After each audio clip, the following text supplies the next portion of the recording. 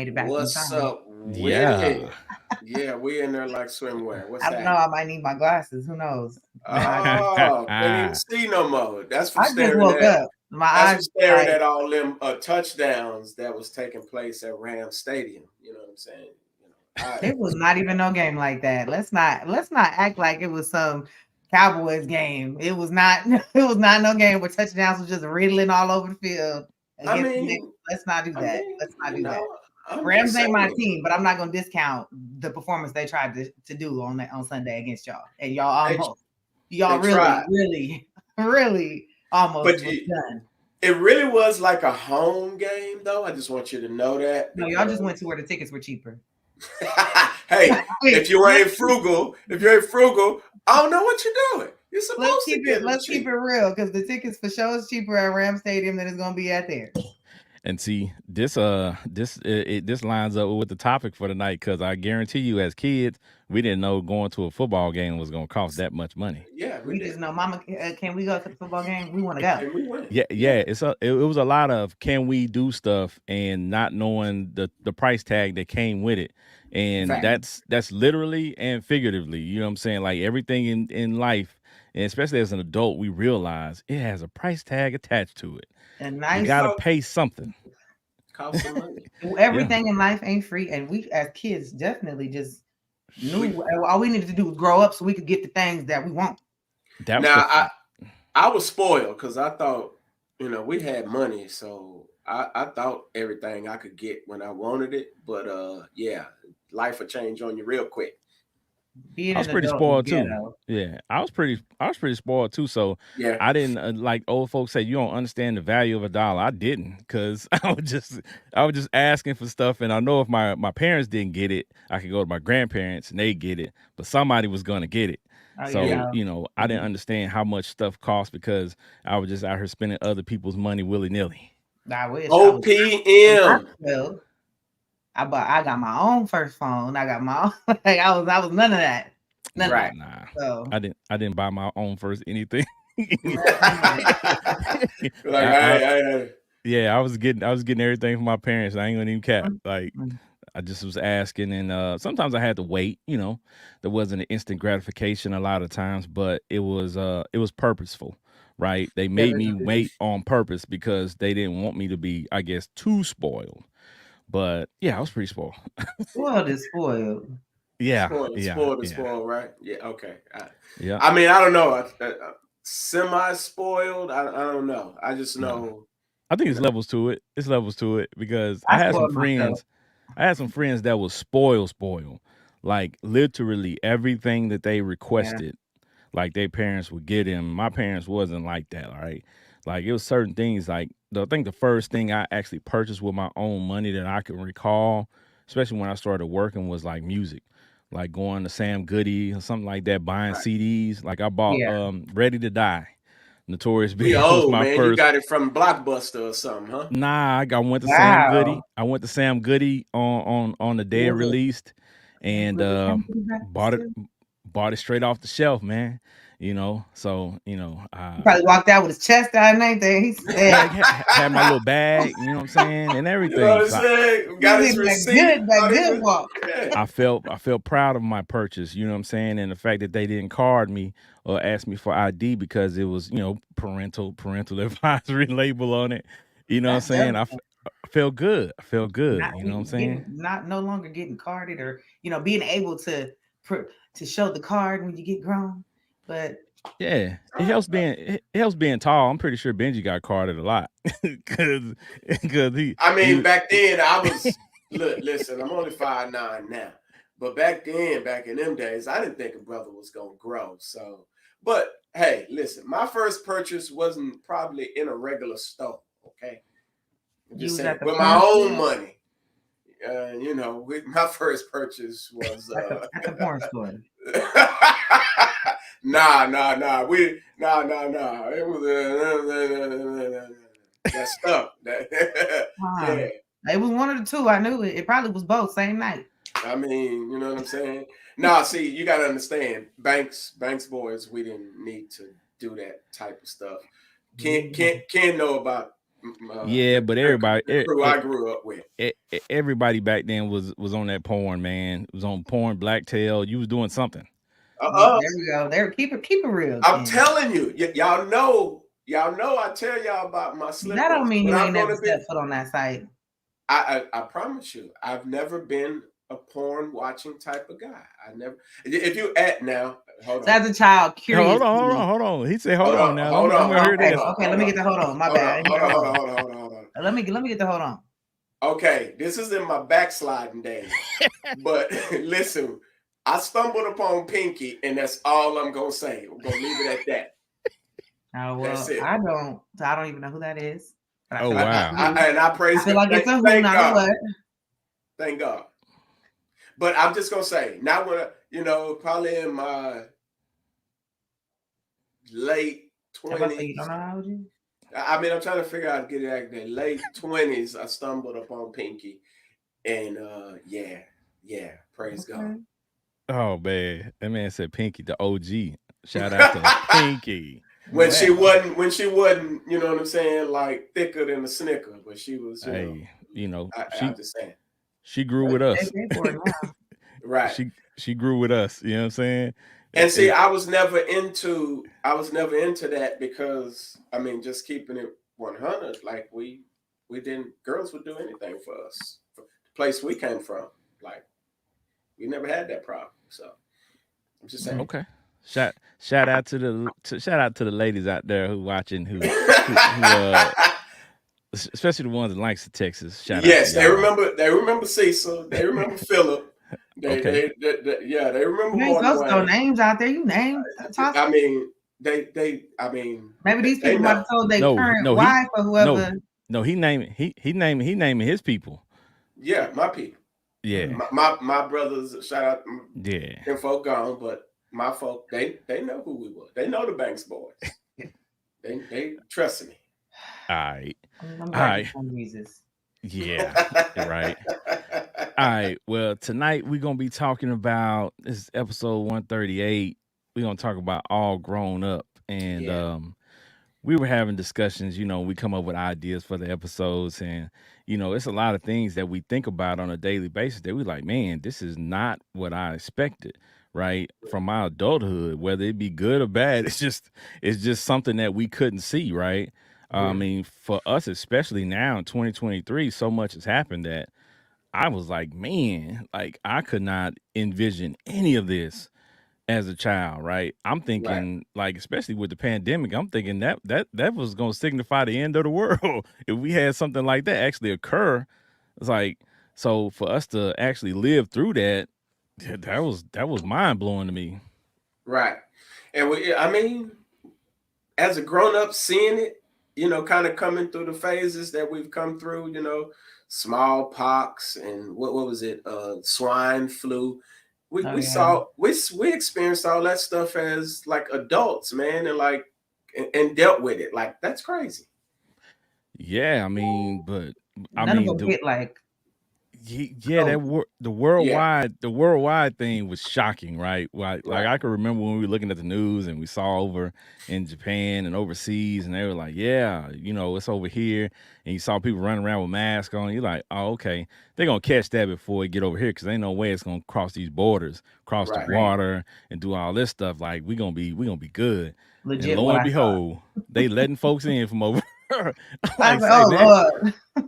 It's like, man, you already know folks will come over there, lock them up and quarantine them, you know what I'm saying, for 14 days. Now, you could have just kept that small pocket of people in some type of quarantine somewhere, and it wouldn't have never got out, hopefully.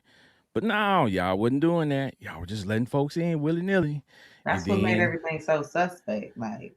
Yeah, it kind of did, but shout out to the government. We know how they do. But you know how the crazy part behind it. You know what I'm saying? Create a vaccine, make billions upon billions of dollars, and we got aliens. Everybody capitalize.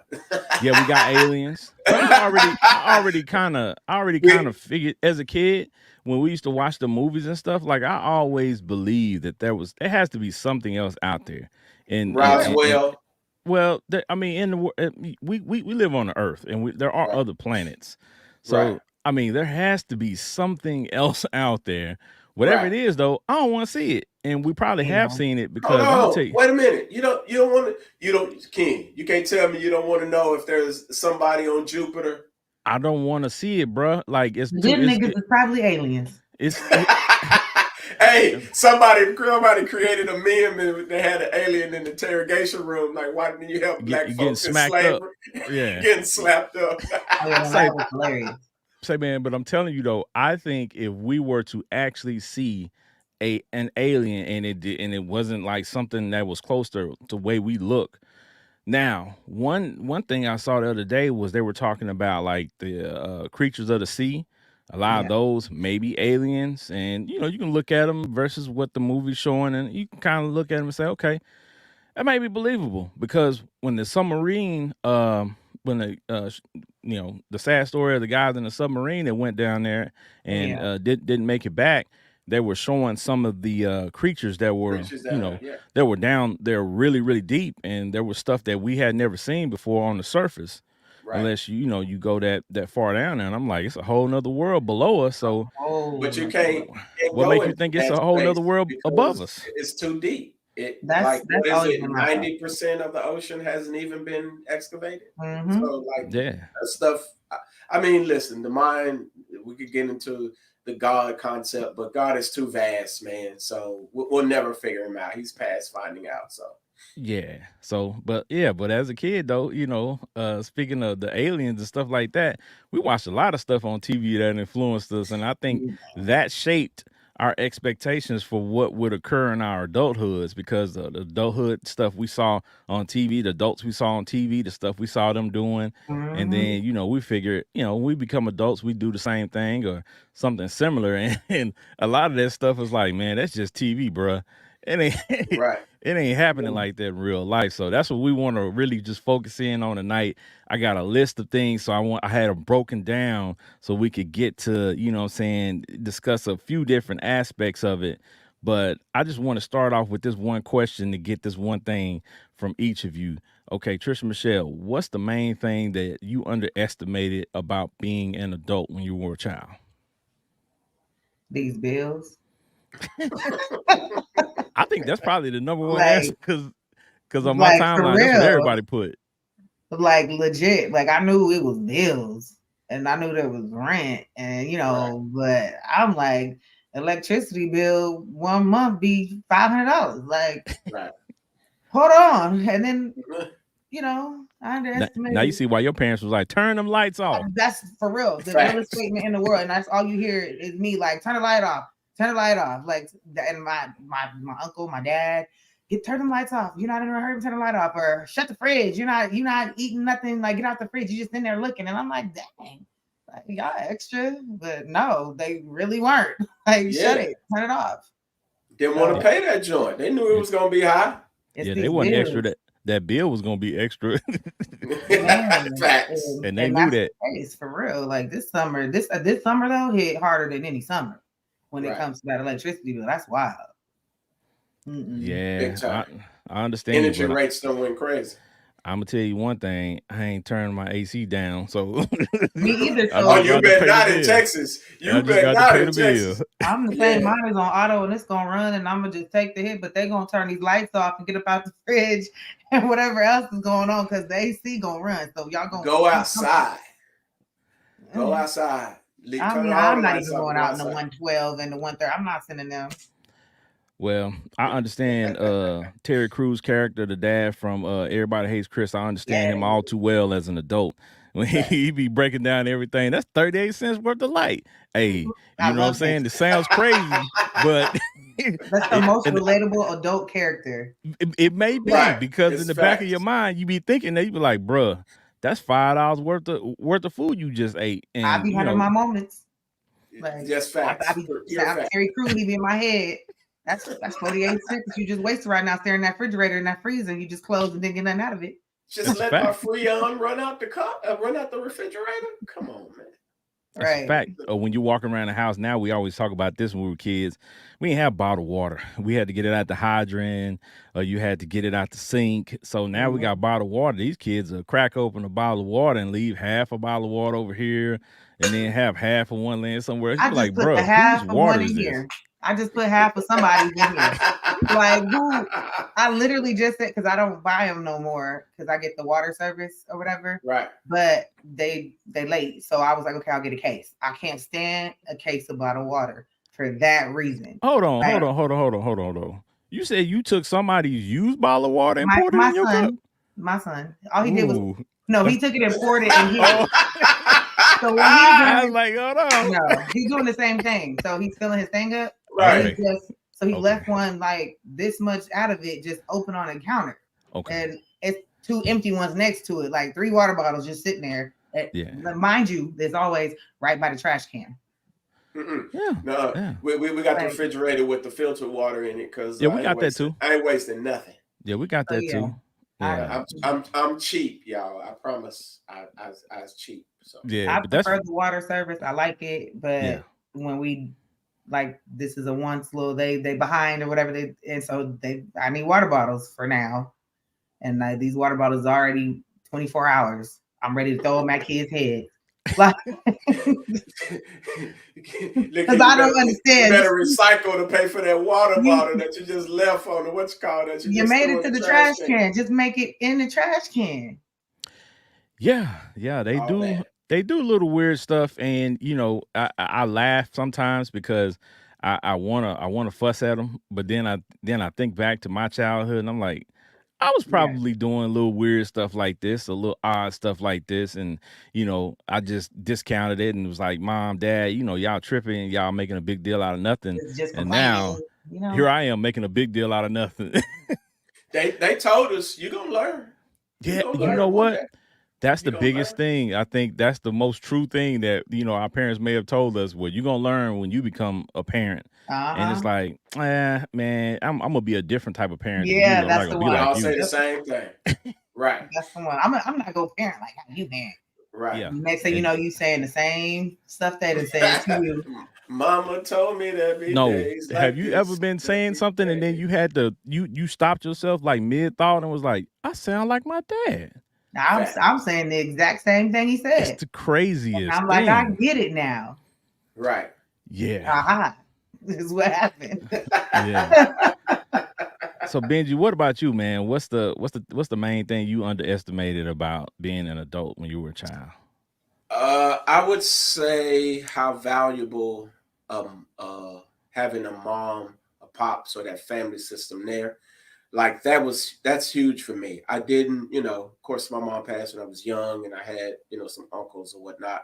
But listening at you being fussed at by your aunts and all of that type of stuff about doing the specific things, but not having that mom, that dad around, you realize how valuable, like as an adult, those conversations really are, or that advice from somebody who's walked through it, lived through it, can kind of give you, you know, baby, put your money here. Like if you put your money over here, if you buy this car, you know what I'm saying? If you put, you know, do this and do that, you know, those little nuances, those little things like that, that always hits for me because as an adult, I kind of been able to freelance. You get what I'm saying? Just kind of figure it out as you go. You get what I'm saying? So without necessarily, you know, school or whatever, you had a little guidance or whatever like that.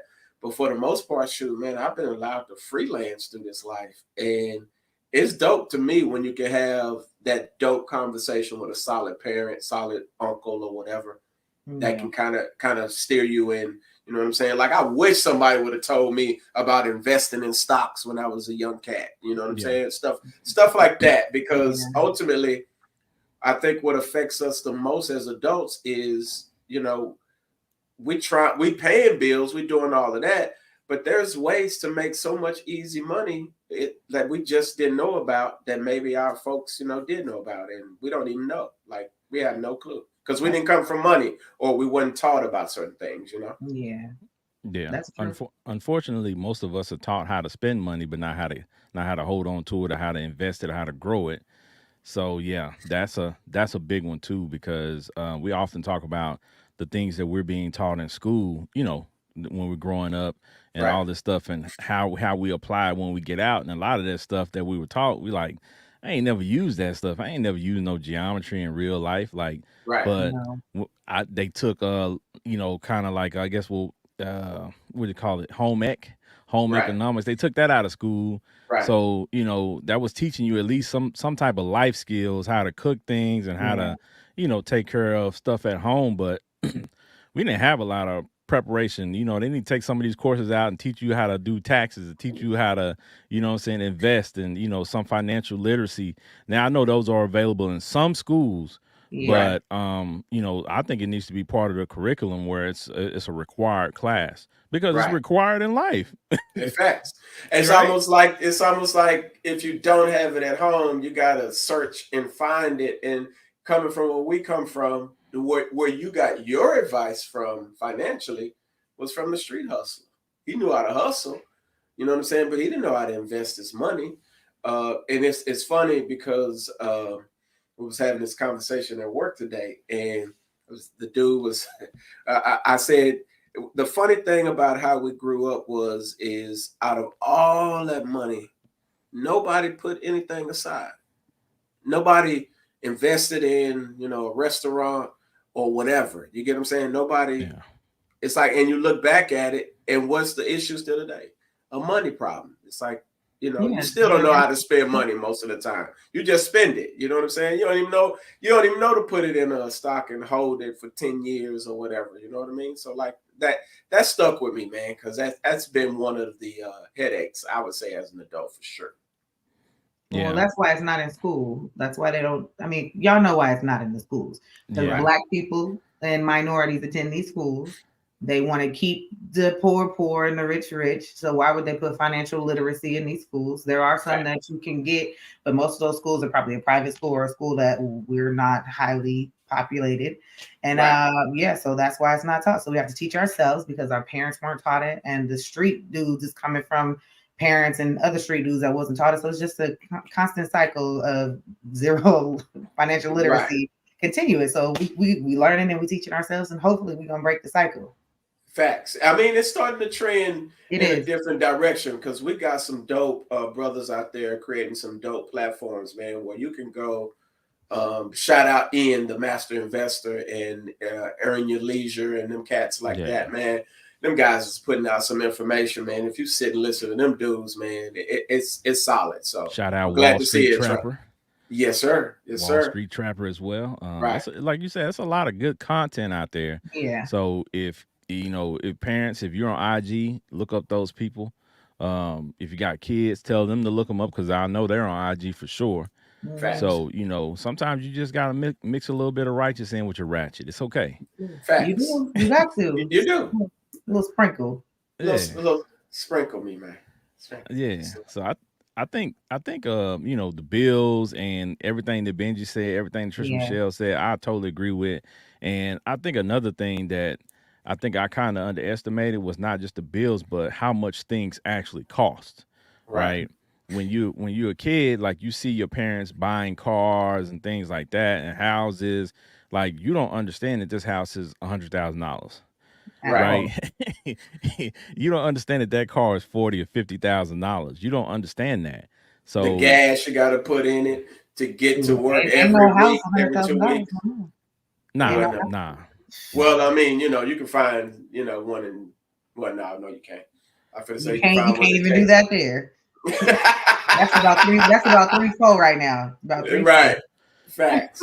Well, it's stuff out there that's attainable, but again, Right. you know, it's about being educated in these different areas to know who to go to and what processes to, you know, to go through to get it right. Right. And I think that's where a lot of people fall off at because sometimes it might take quite a bit of digging to get the right information or to get on the right page with what you're trying to get accomplished. But you know, people get tired, they get burned out. I guess, you know, with us living in a microwave society that we live in, like everybody wants instant gratification or they want things Right. results fast. Yeah. So Right. anything that takes an extended amount of time, they're not willing to do it. They're like, Right.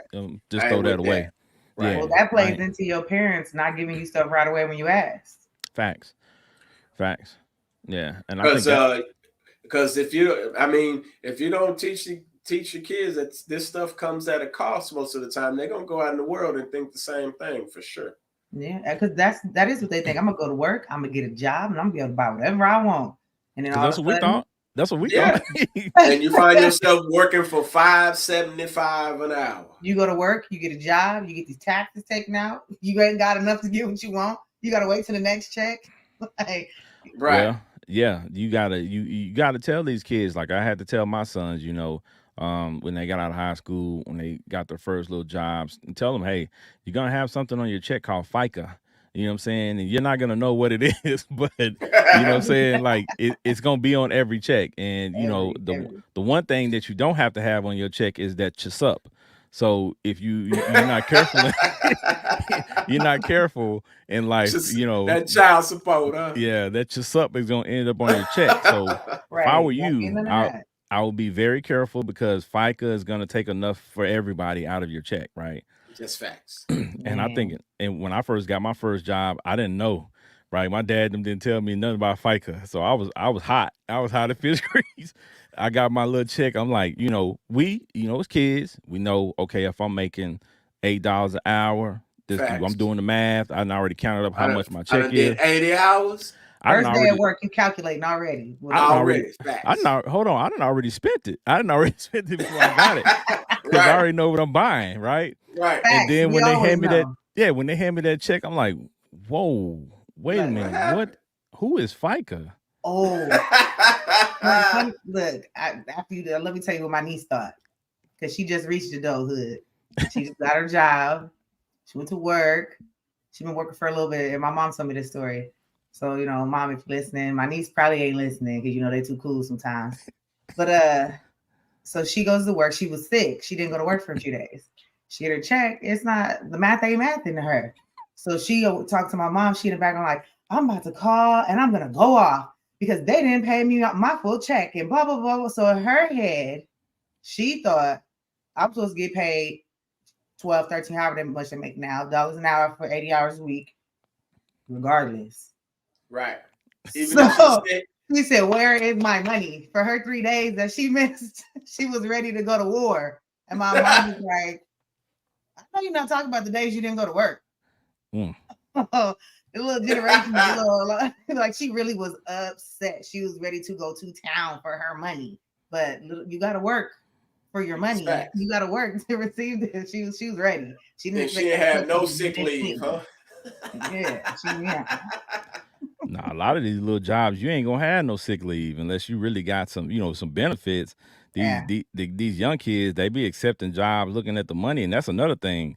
You have to explain to these kids. Well, when you accept your first job, especially coming out of high school and college, especially when you got a job, and they have some benefits, you need to have a conversation with these kids about what benefits they should be looking for, right? Yeah. Right. Because some of them just taking jobs looking at, okay, I'm making this amount an hour or this amount per year. But even when you break it down per year, I've had to explain to different, young people that, okay, say for instance, if the job offers you $100K a year, but you're basing it on an 8-hour day. But if they have you working 12 hours a day, it's the math ain't gonna be mathing, right? You're making less than what you calculated. So is that $100,000 a year job really worth, what you're doing? Because maybe you could be working somewhere else, making, working less, but making the same amount, so on and so forth. So those are the type of conversations that we got to have with our kids because, I'm not saying that everybody's parents did, because some people's parents did, but a lot of our parents didn't because, they didn't have that conversation from their parents. So they didn't know they were supposed to tell us. Right. Mm-hmm. I literally just had that conversation with my daughter in the car because there was a post on Instagram that said, I don't know if y'all seen it. I don't even know if maybe it might. No, I don't think it was one of y'all that posted it. It was the amount you need to make per year in certain states.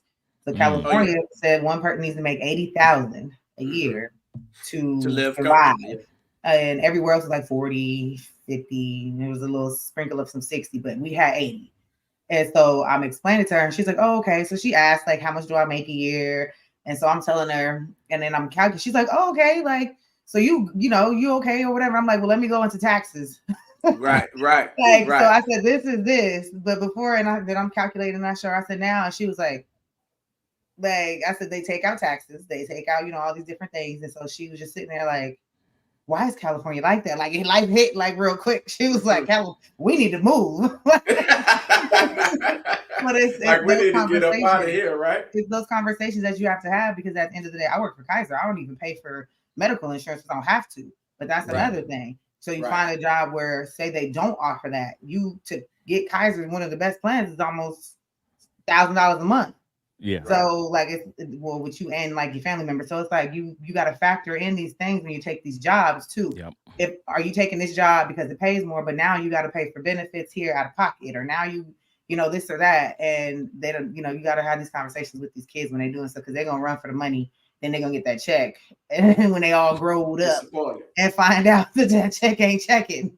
Well, some of these kids are hotheads, and they think they got that independent mindset, and they think they can go out and do it on their own without the knowledge. And you go out there and life get to slapping you left and right. You know what I'm saying? So some of them, they can only learn with that bought experience. So you let them run into that wall. Right. I had to teach. I explained. It's funny. I was having this conversation today because, like, my daughter, she has the grandbaby and all of these types of things, and so now she's in school. She's doing it, and I was like, baby, like, I don't mean to say it like this, but when you were living with me, you had ample opportunity to do all of these things, and like I was saying to you, all of these things, like, get this stuff squared away while you're 18, 19. If you're doing something productive, you know what I'm saying? Like, I'm here. I got you, right? So now she got to get up at 4 a.m. She got to catch the bus. She got to do this, and half her day is spent just trying to, traveling, get to school and get to here and get to there. Mm-hmm. And I'm like, hey, you chose to go the route of, doing it completely on your own instead of, you know what I'm saying? Like, taking the more feasible route. And it's like, I'm here to help you now, but I'm gonna let you walk this grind. Like, I'm gonna let you see what it's like. So sometimes that's kind of how you have to deal with it. That's the only thing that my son listened to. He's still here, but it's only because you better be doing something, because living right now ain't smart. Like, build your foundation. Right. Yeah. And that's my thing. Like, you have that space, build the foundation. Like, do something while you're here, because we ain't just sitting up letting you do nothing while at home all day and the bills is running. Yeah, no, we don't live that life. We don't do that. I think that's the hardest part, though, of, we talk about, expectations when we're growing up. We didn't understand that when we grew up and be parents that it would be this hard to, when you have a child, especially that, graduates from high school and they're out in the world, whether they're in college or working, they're going to have some struggles, right? And that's one of the hardest parts of parenting, to watch your child go through something and you can't do it for them. You have to let them go through that so they can understand life for themselves, right? Because you can't keep, coddling them and trying to shield them from everything. At some point, they got to go out into the world. Facts. Right. And I think we didn't understand that, because, like, when we used to go out places and your parents be worried, mom be like, well, where you going? When you coming back? We'd be like, man, you tripping. But we didn't understand the danger that we were going out into, because, we were kids. Everything was so fun. We didn't understand the danger that was waiting for us. Right. So, I think that, that's one of those things that's underestimated when you're a kid, because listen, if you don't have kids, parenting is hard.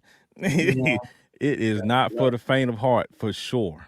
I think the other part is they feel like, or some people will say as they get older, or they think, this is when they get older, it's easier. They're older now. I promise you, the older age, high school, I feel like I walked across that stage. I feel like I did so much. Like, we got it out the mud, me and him. Right. Like, he was a headache. Like, but it's, as a kid coming up, not even thinking, like, when I have my own kid, because when they be like, watch when you have your own child. Yeah, watch when you have your own child, because, like, yes, it's serious. You be ready to get them joints back. And you are going to be raising little miniature yous, whether it's the good side or the bad side or the blended. You're gonna raise a miniature you. That is facts. I literally sit and watch my son be like, this kid is exactly like me. And it's crazy to see it, like, but in a pure state. Like, my baby boy, my Joe, it's like the purest state. It's every time I see it, it's dope. I'm like, that that should have been me at that age, that pure, like Yeah. that mind, that idea, that concept.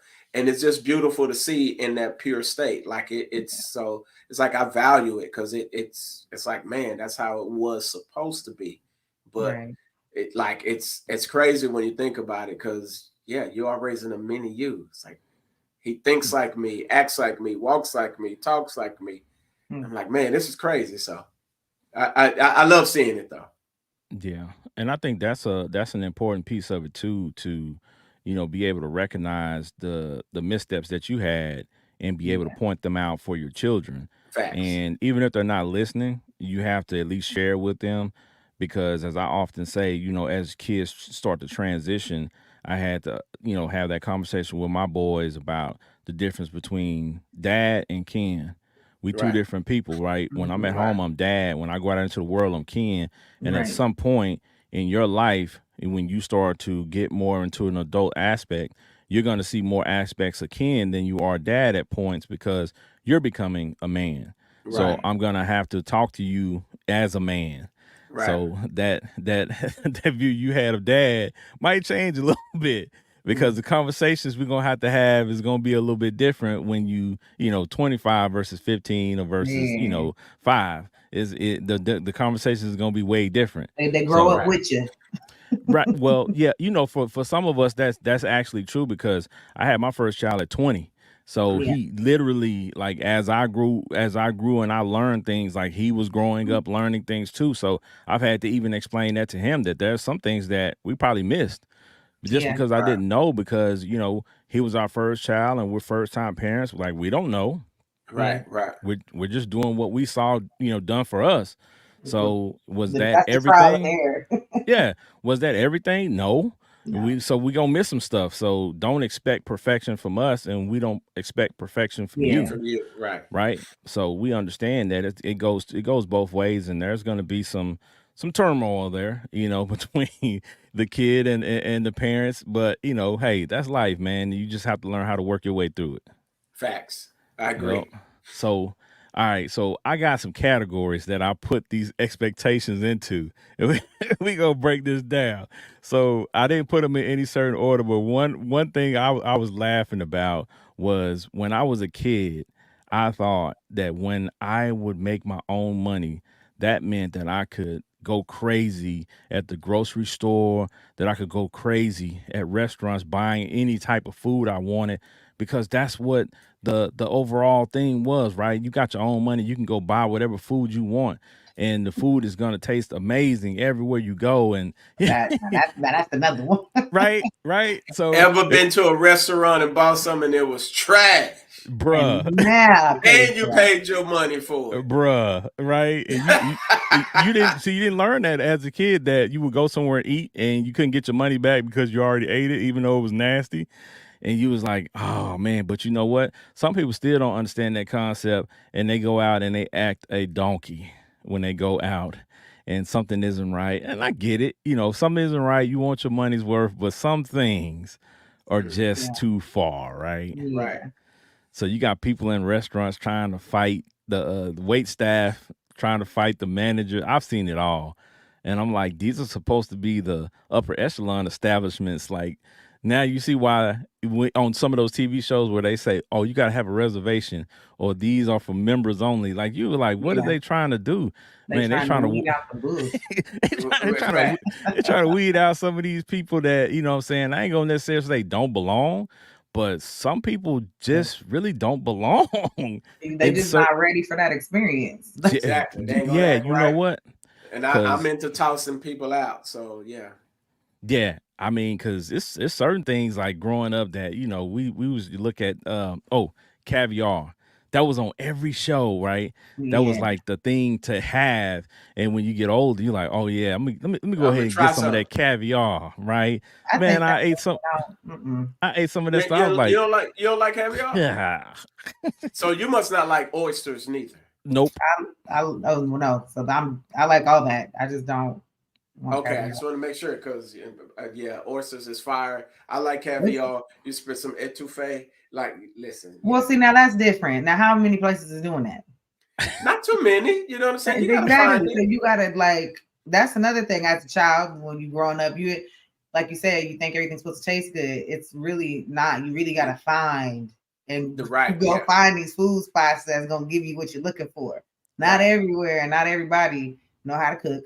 Not and just because they got a That is restaurant doesn't facts. mean it's good.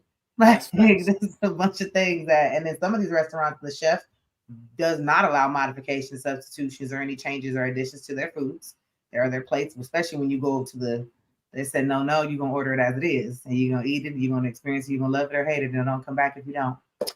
But as I a kid, you never, don't Facts. know that. I never thought I'd see the day that places like McDonald's. You know, when we were kids, McDonald's was like it, boy. Like Yeah. I never thought. It was a luxury back then. We didn't go all the time. We went, it was like a treat. We went ever so often. I McDoubles or double cheeseburgers was 50 cents or 89 cents or something back Yeah, then. that's a whole. But see, that's the thing though, right? Like the stuff was good, and I never thought we'd get to a day where I'm like, you know what? Somebody asked me something about McDonald's not too long ago. They was like, when the last time you had McDonald's? It's been years. Years, bro. I can't eat it. Taco Bell, it's been years, Yeah, I can't eat right? Literally would be craving cooked food. Like I don't want no McDonald's, Del Taco, Jack. I want it. Hold on. Del Taco, we floating with the French fries. I'm just saying, I'm a French fry guy. I'm sorry. I'm pulling up to Del Taco for the French fries. I'm just saying. but I mean the burritos and all this other stuff. It don't make me want to. I'd be like, let me go cook. Soon as I think about something fast, I'll be like, never mind. Listen, man, you learn real quick as an adult. Your body can't take that stuff every day, man. It's got all kind of That's true. salt. It's got when you're young, man, you can eat that McDonald's and go burn it off in like 3 seconds. Oh, But you know what my mom used to say? Because I used to eat like crazy. I used to always eat. I was an athlete. I was always eating. And I was like, she said, watch when it catch up to you. uh-huh. Yeah. I didn't. I was like, this woman crazy. Shoot, my metabolism on fire. We good. Uh-huh. That stomach don't hold Shoot. it as well as it. That large them Shoot. Well, intestines. Yeah. well, No, I'm just talking about weight. I'm well, talking just like. about weight. That weight ain't just floating off every With time you eat. just like any fire, after a while that fire gonna start dying down, and it's not gonna Man, be burning as hot as it was before. So yeah, Fact. yeah, your body changes. We're gonna get to that. That's on my list because that's definitely the way that your body works at at 40 is not something that you're thinking about at 16, right? You're absolutely not even not. thinking that far because really and truly when you when you're 16, 40 is old. So when I'm at the court or when I'm at the gym or when I'm out different places and the young dudes be like, hey OG, hey school, I be like, who they talking to? Oh, that Oh, is We're me. talking to you, Doc. That is me. You the uncle now. That is that right. So that is me, yeah. man. And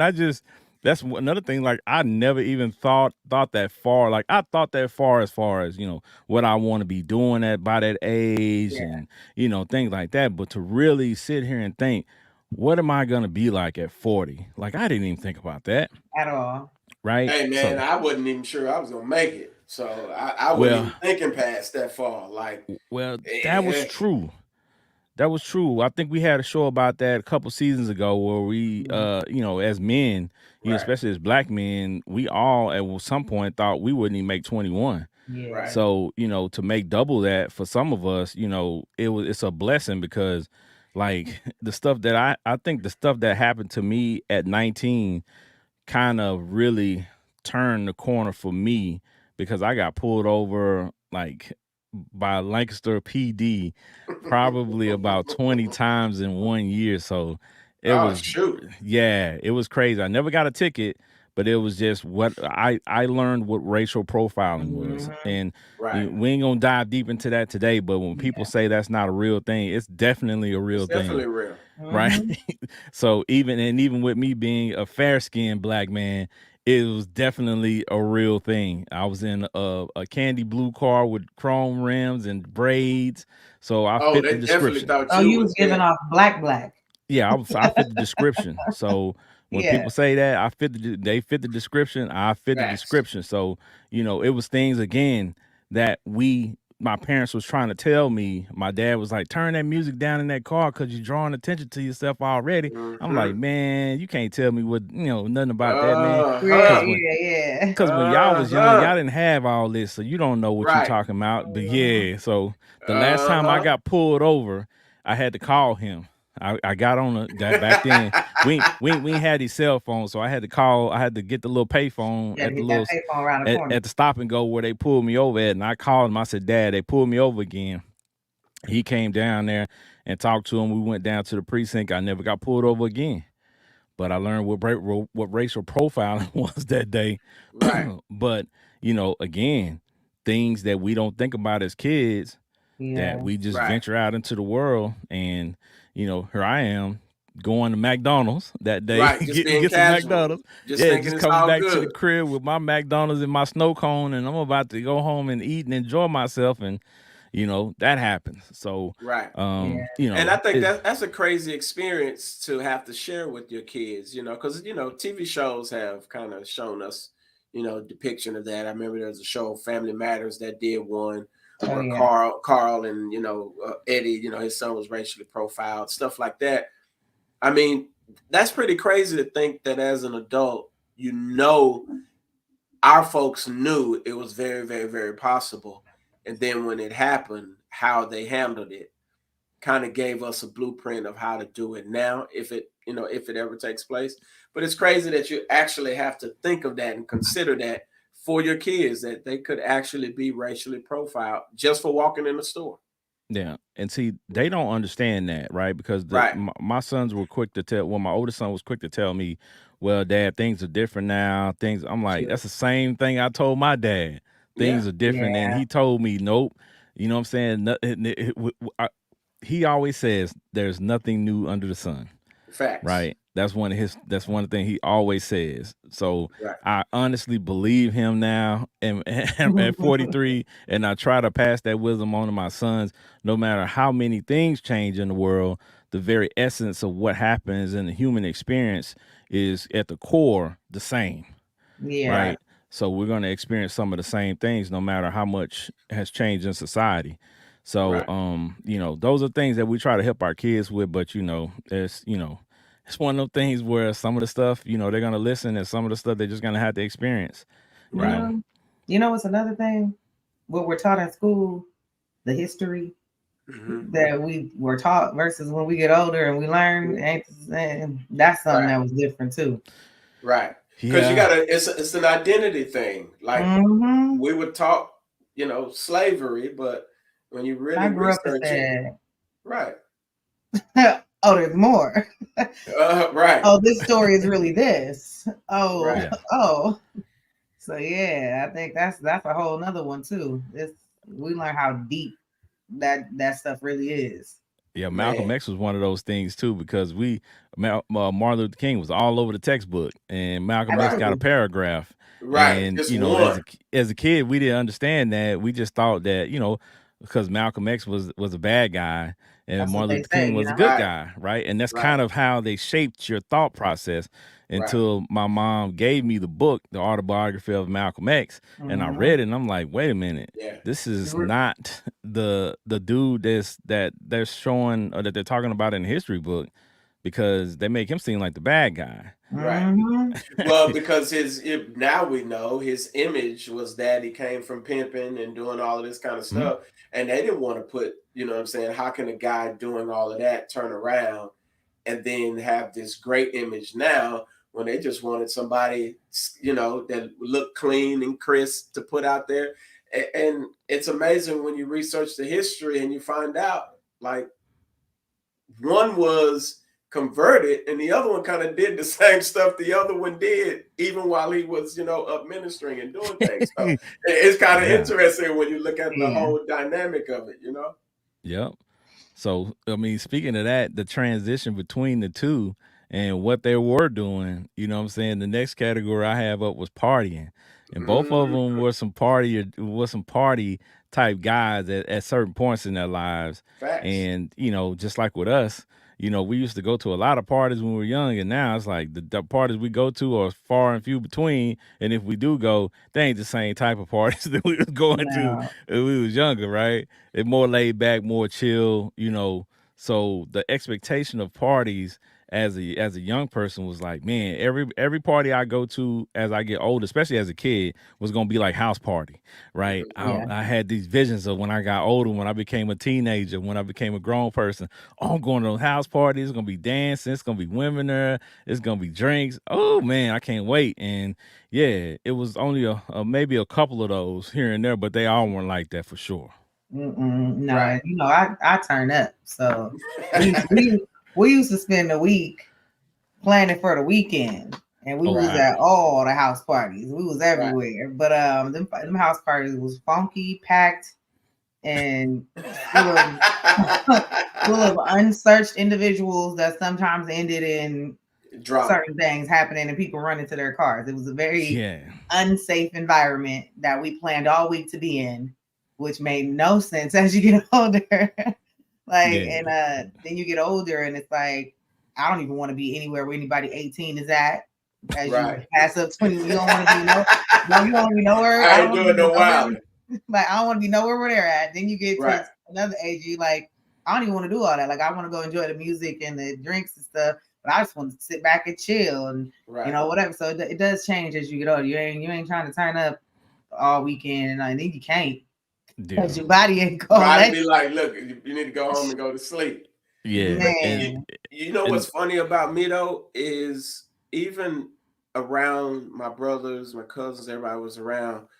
Everybody was clubbers, but I didn't like the club.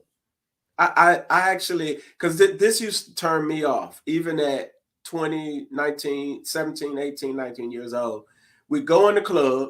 Everybody, all the dudes looking for the finest girl in the club. And if it's a few of them in there, they all trying to hit on the same fine girl. And if something go wrong, some smoke about to pop off. Every club I went to, there was some shooting done. And see, that messed up my high. So if I was high, like, and I heard some bussing, like, I'm trying to enjoy my high. And I'm sitting up here and dudes is bussing over a girl. I'm like, man, I'm finna go home, dog. Like, you going to the club? Nah, man, y'all can go have it. Like, I'm straight. I hated that. So I always like my exclusive atmosphere. You gonna pull up on, you know what I'm saying? Whatever, pull up on me. That's what we're gonna be. Just me, you know what I'm saying? Whatever. Yeah. But other than that, I was like, man, I hated it because it never failed. It was always some bussing going on. And I don't need nobody messing up what I just paid for to get myself to that elevated level. So I'm straight. I think that's also kind of what changed for me, man. Like I used to like going to parties, but I started to notice a trend as we got older. There was always some fight or somebody getting into it at the party. So I say, as a young person, I always thought about house party, but house party quickly turned into a scene for menace to society a lot of times, of boys in the hood, because it's like, man, it's always somebody in here with a gun, somebody trying to fight. And then, the fight going to spill over into the outside, and then somebody going to go to their car. Somebody going to get hit in the head with a bottle. Somebody going to say, yeah, go ahead and pop the trunk on these boys. And and I'm not trying to be involved in none of that. And, of course, in traditional fashion, I was involved in some of that, right? Like, I wasn't the one shooting, but I was there in places where shooting occurred. And multiple times I almost got shot myself, and I wasn't even involved with the chaos, right? Just happened to be in the wrong place at the wrong time. So again, those instances where your parents are trying to warn you about these things, my mama say, don't go over there because you already know what's over there. Nah, mama, everybody over there cool. They ain't gonna do that. And then lo and behold, shooting. And then she's like, see, told you. I told you. I'm like, man. But it happens. I mean, but we did used to have a couple parties at the crib, but yeah, we got to keep those exclusive. Oh, but my thing is, if you got to go with your crew and talk about your exit strategy, and Like in advance. in advance, Like, and have yo. a code word or whatever to get like that. You don't belong there. And literally, Facts. I recall a party we went to where we had one, and it did occur, and we had to utilize the. I mean, it's good we planned it, but why do you want to do that? Man, I definitely was one of those that look. You go to those places, even if you start stuff or you don't, because I don't, but I did definitely have to fight, I'm sure, you and know they're what? gonna come for me, of You know course. what I'm starting to find out about you is you fight. I'm gonna fight like you. But Right. see, look, let me tell you, I was there with someone else, my two homegirls, and I hadn't really been out in a minute. I'm way younger still, but so I'm chilling. But she got a lot of enemies. Oh. So I'm the pretty tall, whatever, taller, because they shorter. So who you gonna hit first? Nah, I mean, they going for the pretty girl. Definitely, you got to oh make yeah, an no doubt. example out of her. I'm chilling, and And you get stole on? I You got said, you got chin checked? oh yeah, I turned around, and that was it for her. I mean, you better have put them hands that And then I stopped real at quick, went in the mirror, and then went right back to fighting. And see, you know what? You know what's crazy? My dad used to always say, my dad, shout out to him, man. That's my OG. He give me a lot of good game. He used to always tell me, if you got to take a gun somewhere, you got to plan on taking your gun with you, then you don't need to You be shouldn't going where go. you're going. Facts. Yeah. Right. So, that was a rule of thumb too, because I mean, when I got of age where I could carry a gun and I bought a gun, he was like, man, if you got to be carrying that pistol everywhere, then you probably don't need to be going where you're going. Facts. So, I understood that too, because I mean, I got out the scene, all that clubbing and stuff like that early 2021. Right. Like I was done. And I mean, I think I may have gone to a strip club one time in my life, period. Right. I've And never been to a strip club, by the way. Never. you ain't missed nothing, man. Not in I my know. estimation. Not in I my don't, I estimation. don't I ain't mind got it. no. It's okay, Patricia. I know you posted a couple times. You've been at Yeah, the little yeah, yeah. function. It's all right. It's all But see, you know what? As a kid, I thought all parties was craziness and drinking alcohol, right? Right. And I thought alcohol was the most amazing thing. And when I got older, I wanted to do it too, until I saw a lot of people in my teenage years getting drunk and Yeah. adverse things happening to them. So I was like, nah, I don't think I even touched alcohol really until I was like 27 or 28, man. Now, see, it's different Well, from me because I grew up around the winos. So I used to hang out with them on Bear Street, Ken, right there down by Big Daddy's, because, we lived at 2521 St. Clair Street, right down the street from Bear Street, right? So I Yup. used to hang out with the winos, and they used to always give me a little hit of, you know what I'm saying? Thunderbird, Night Train, or whatever, ooh, right? Rock So gut. I grew up drinking that, but I never ooh. have been drunk a day in my life. Me neither, I man. like having my drink. I like having, you know what I'm saying, my drink in my hand. I will, you know what I'm saying, I will sip. I will take a couple or two, you know what I'm saying. I'll drink my drink, but I ain't never been drunk a day in my life. But I Me know how neither. to, and it just, I saw the winos on the corner all the time. And as a young kid, I was like, I never want to be that dude hanging out on the corner with some Thunderbird, drunk as a skunk, talking up the wazoo. But I learned a lot of game from them cats down there Yeah. on the corner. And so I was like, I just never want to be drunk, because I don't Yeah. ever want my vision impaired by anything. If I feel like it's impairing my vision or my mood like that, I don't want it. Like Yeah. I've always been Yeah. that type of dude. Yeah. I just Sometimes as kids, though, we don't realize what all alcohol fully does to you, because we'll Right. just see the person that's drunk that's just staggering around, and they funny, like we laughing at them because they're funny as a young kid, so we Right. don't want to think too much bad about drinking if we ain't really been around like something like real bad like that. So then you get older and you drinking, you want to get drunk, and then you Right. get drunk and you like, I don't want to feel like this ever again in my life. Like, Until you get better, and then and you go then back to like, you don't keep trying to reach that. You don't, because I know I I did know it some twice. people that do though. That's the crazy I did part. it twice. Once was on accident because I had got my wisdom teeth pulled and I forgot they gave me Vicodin. mm. And then I Oh went to a Lord. pool party and was mixing clear and Oh, dark and was in a jacuzzi. Mm. So out of the fish grease, she hot that night, and she tipsy. that night was bad. Oh, it was so bad. And I don't even think I was 21 yet. Like, which was also bad. So no underage drinking, y'all. All kind of red flags. It was Just red red- flags everywhere. just- And just then red the police came to shut it down. And I'm like, that I was blackout. That's blackout. I seen nothing. Eyes open, I seen nothing. Like nothing. I could just hear. And so luckily I was around my peoples that had No me. wonder you'd be fighting all the time. No, I Hold don't on. fight all the time. You know you was drunk when you can't see no more. She In the eyes, done I'm drunk like, her vision away. I'm Right. over here because I hear.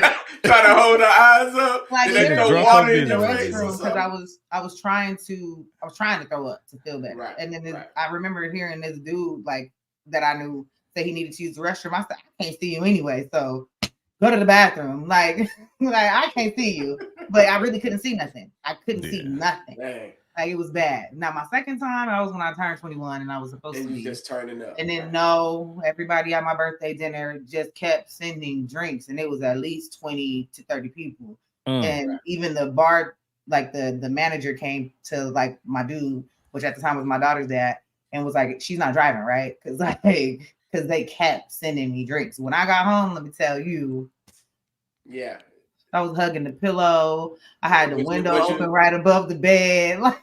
Did you ever have to make a visit to the toilet and laying on the toilet? No, we don't. That's never. To me. That's I can't because still in my head that's nasty. Right. Like I don't. Yeah. It's nasty. I don't want to be the person like laying there hugging her. I don't know. It's nasty. Yeah. My mind won't let me. Like it's nasty. I can go throw up, but I'm out. I'm not in there hanging out till whenever. I'll have a trash can by me, but I can't lay by the toilet. Now I know a lot of our parents have some experiences that they have not shared with their kids because we know as youngins we were wilding out a little bit out there. You know what I'm saying, from time to time.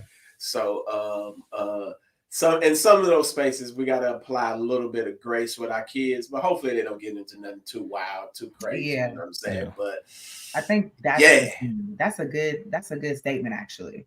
We don't realize how worried we make our parents when we are going out at this younger age until you have your own out. And you know, we gotta let them go out and hang with their friends, but at the same time, like worried all the time. Don't do nothing stupid. I raised you good, and but still don't do nothing stupid. And you can't control other people, you come back, where y'all at, like all these other things, but you're not trying to be like all overbearing, but at the same time, like I get it now more like, dang, I really probably no, I wasn't there, but they weren't. I still, y'all wasn't there. I didn't drive them crazy when I was about going out, but I can imagine like the parents that do how they felt when they when they're younger, how they felt when their kids are out and gone, and just hoping they made it back. Yeah, you just hope that you give them enough game for when they go out. You know what I'm saying? They know the do's and don'ts. You know what I'm saying? They control themselves because for me growing up, like I saw too many pissy drunk people, right? I saw that side of people getting drunk and people drinking. So that's one thing that made me not want to do it because listen, I'm a big guy, and if I get out of control at any way, any form, you can't hold me back. You can't contain me, right? Like if I get loose, I'm getting loose.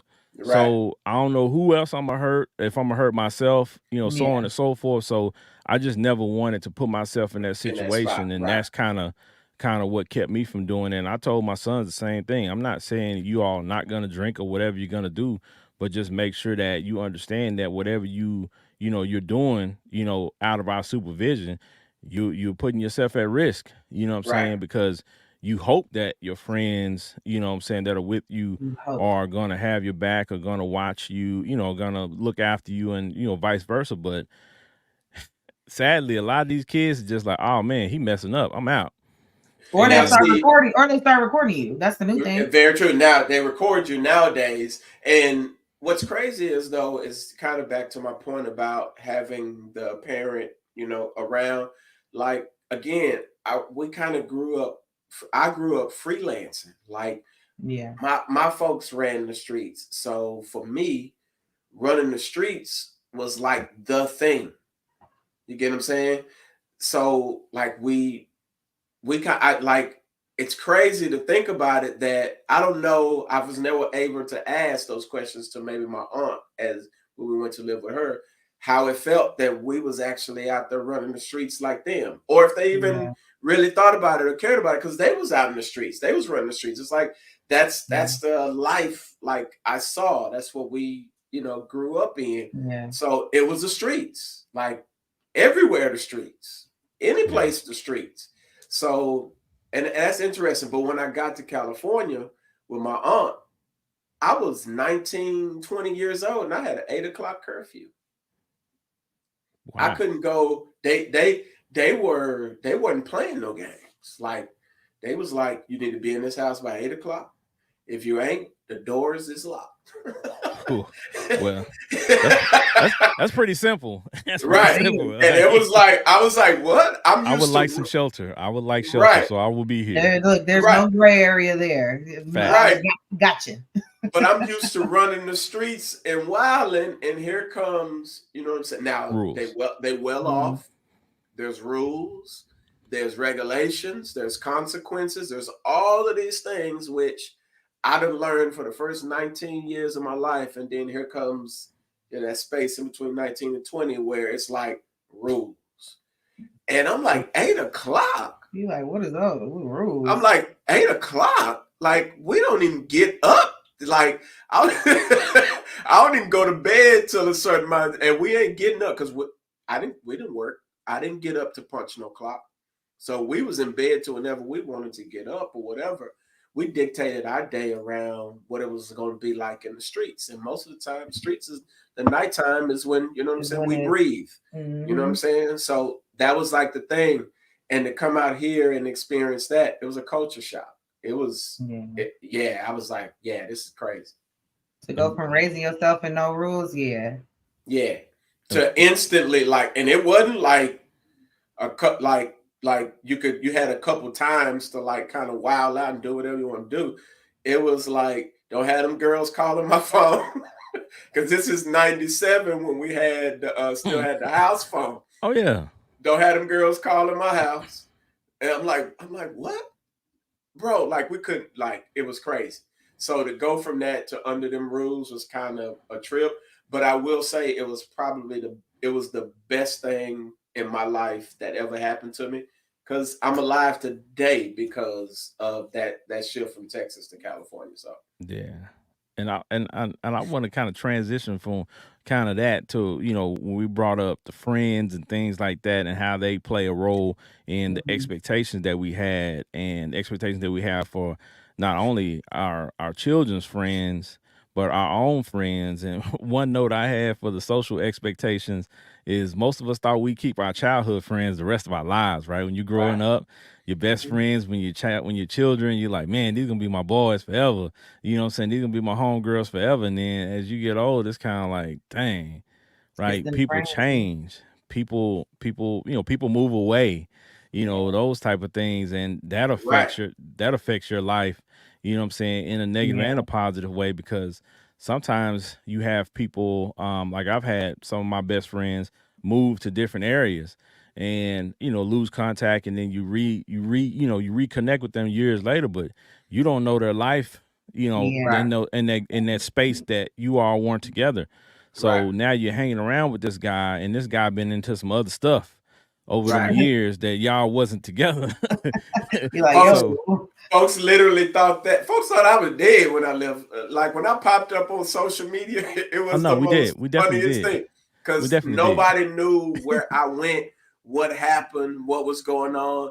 And I didn't pop up on social media until like 25, somewhere around there. So I had left and nobody knew where Benji was at all, except for some family members or whatever. But yeah, it was funny because I still remember the exact day, the time, the moment, and folks was like, "Is that Benji?" It was like it was crazy because nobody knew. I just disappeared. Yeah, we definitely thought you were dead. That was the word on the street. Right. So That's the we were word on like, the dang, street. man, hate that happened to my boy. You know what I'm saying? And then lo and behold, he appears on social media, and that's funny too because it's like, as kids, we didn't have no idea that there would be some way of us Right. talking to somebody through Mhm. the computer. Right. Right Yeah, us now, as kids. yeah, now there was a song by Roger and Zapp called "Computer Love." Computer love. Right. And we didn't understand. We sung that song and we jammed that song. But we didn't understand that Right. song would actually become real, would actually Right. become part of our everyday lives. That people actually are falling in love over the computer, They sure over a Right. are. device. And Look, just a fact. That's crazy. Or what the computer can do for you in your life. You love what it can do for you. So Yes. I think a lot of them songs we didn't know what we was listening to until we got on. Oh yeah. You oh, the remember? music. You remember we talked Doodle about that. brown. Doodle We brown. talked about that on a few Yeah, episodes ago where we were listening to a lot of songs and we had no clue no of what clue. they were talking Yeah, about and we were repeating the words verbatim. Exactly. You jumping say, around, skipping through the front yard, singing the song, and hey yo, I remember one time because we grew up crazy, man. My uncle called the house one day and we had the whole like you could put your little voicemail up on the phone. oh yeah, And man, we had Luke Skywalker. We had 2 Live Crew praying on that joint, man. It was like 30 seconds before you get to leave your voicemail. And man, we had Doodle Brown on that joint, man. nice. Oh, your voicemail was lit before you leave. But see, Yo, it was hilarious, man, because like that's the music we listen to. We but love it. that's funny because back then that song and the content of it was taboo. Now it's regular. folks done evolved in the wild in the wilderness, huh? Hey, for real. Like the stuff that we were listening to, the songs became actual life, right? Like Thanks. that stuff was taboo for us because we didn't have access to it. So people in Hollywood and people with money, when they came up with that song Computer Love, they had access to Yeah, computers and software and stuff like that that we didn't have any clue of because we were just regular people. And right. of course, when that song came out, we were kids, so we didn't have any clue what it was. We just knew it was jamming. So Right. you know what I'm saying. But Doodle Brown, Doodle Brown. yeah, because when that song came on, I didn't know what Doodoo Brown was. I didn't know what they was talking about until Hey, years later. I'm like, whoa. see, that's why the women we used to hang around, they would school you on what it meant. So I always knew what Doodle Brown mean. I just was never going back there to do that. Like it was like, yeah, I'm good. But I'm gonna bump this song though. But you know what that mean? You know what they talk about? I'm like, no, and they would school you. And that's where having, women in your life, they kind of help you out. But we didn't care. I still ain't doing it. I don't care what you say. Hold on, but speaking of Doodoo Brown, right? That was I think our exposure to, what I'm saying, what we're seeing now with the fascination with big butts.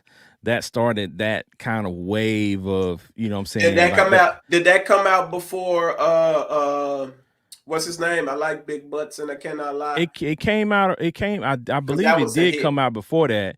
But that era is where we became Yeah. fixated with, what I'm saying, big butts. And now, what I'm saying, like, I've of course, always liked big butts. I that's was gonna say, everything. has there ever been an era where there was no fascination with I mean, I big can't butts? lie. Yeah, Even 80s, as a youngin, you know what I'm saying? When I saw 80s, Buns, I loved it. most of the I just couldn't say 80s, nothing. most of the 80s, it was different. Like they just wanted a woman that Coke bottle shape. They wanted, what I'm saying, some little curves, but she didn't have to have no, as we would say, Yeah, that's badonkadonk, true.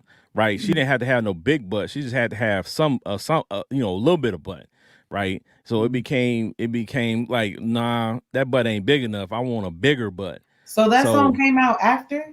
I didn't know that that. song was like late 80s, early 90s. I didn't Which know Both that. one, Mix a both Lot of or those Doodle Brown? Yeah. both of those songs were like late, I think like I want to 89, say 90, late 80s. Yeah, I want to say 89, 89, 90, 90. somewhere in Yeah. there. Yeah. Okay. So but my thing is, I mean, like 70s, well, nobody looking for that. You know what I'm saying? If you Yeah. had Okay. it, you had it. So my whole But existence, all they've cared about is ass. Well, yeah, I but mean, yeah, you still what year you the were you young buck born? on the What show. year were 87. you born? 87. Yeah, Yeah, so see, by the time you came to know anything about music, it was 90s, and They was that's what all everybody talking was about about then. yeah, I Yeah, like big butts and I cannot I yeah, lie. cannot yeah. lie. So that's what I'm saying. Yeah. Yeah, So that's why I'm that like, was has there ever been a time? Well, not in my time, there hasn't.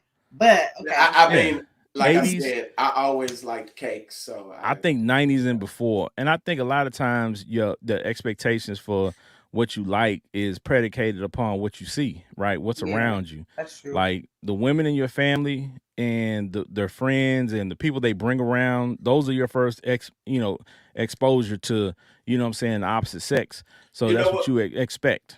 You know what, Ken? I want to say this, and I hope this comes off right. All right, but Uh-oh.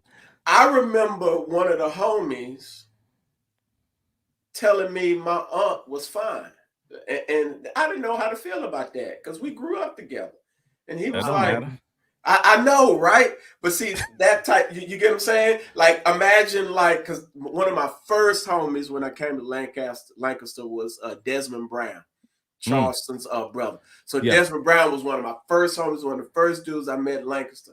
And I remember one day he was like, "Man, your aunt fine, man." Like, and I was like, "Hold on." Like, I didn't know how to feel at that moment. So as a kid, I'm like, how do we process this, man? I just like, man, watch out. You know what I'm saying? Like, we didn't know how to process that at that time, but Let me that's a ask my real son. thing. Yes, please ask him. Please. Because I've heard him a few times, like, man, I sock you. Don't Yeah, even but say see, it. Like, don't even but say it. I've see, heard him like, don't even say it. people have No. to, Think of it as a 14, 15-year-old, though. but So Yeah. people about have what, to like 3 years ago, right, Patricia? Your son's what, 18?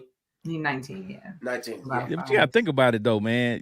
He's saying your aunt is fine. You're looking at somebody else's aunt saying they fine. Yeah. So I mean, I mean, the honesty behind it all is y'all just doing what y'all do. yeah, Right, you're attracted to the opposite sex. So right. it just is what it As long is, as you're and not trying it's to bust auntie down. I mean, I mean, but you know what little boys is thinking, though. I know, yeah. I, but you know what I'm he just saying? said your auntie was fine. A fine woman, I don't care how old she is, because I was always attracted to older women. So the thought process is like, can you imagine an 18-year-old hitting on a 40-year-old woman? 40 plus? There's a thing that was just out. Yes. She waited until Yes. the boy became 19. Yes. She waited, and I don't know what age he was since she was waiting. I think it was either 14 or 16, one of the two. She waited until he was 19, and now they are just happily, and I think she's like 40 something, Right. and that's insane. It's crazy, but he's. But what is this 19-year-old outside of that? Because he still don't even know that. Right. Like, what is this You 19-year-old? think he don't know that though? There, you don't. At 19, you didn't know everything. No, you didn't. But we're in a faster you culture. didn't know everything. You did not know all that needs to be known within this bedroom. Man, I know. Talking about 19. Some people 39, 49 and still don't know it all. That's So, so yeah. what? See, we What grew exactly? up pretty fast, though. We learned. It don't matter how are you doing fast for you this grow up. 40-year-old? You think you know, but you have no idea. I mean, but I want to say this: if you grew up around certain girls, the girls taught you the game. I promise you, man. There was a lot of mannish girls. I know we were looked at as mannish, but we ran into some girls that taught us groomers. Stuff. You ran into groomers. Unless they were older women, like they weren't teaching you nothing yes. more than I ain't they talking weren't about no teaching 18, 19. You talking about older women? That's his. Yeah, that's what I'm saying. I ain't talking about no 18, 19. So you're talking about groomers? He talking about R. Shelley's. He talking about the R. Shelley's in his life. R. Shelley. And I like that. R. Shelley. That they're doing. And my thing is, she had to keep in touch with this child in some type of way, following him, something like to finally like, okay, hey, 19. Right. We call that back in the day red shirting. You know what I'm saying? You give somebody a red shirt until they're ready for action. Right? When you go to a football team in college and you're not ready to play yet, they give you a red shirt until you are ready to get on the field for action.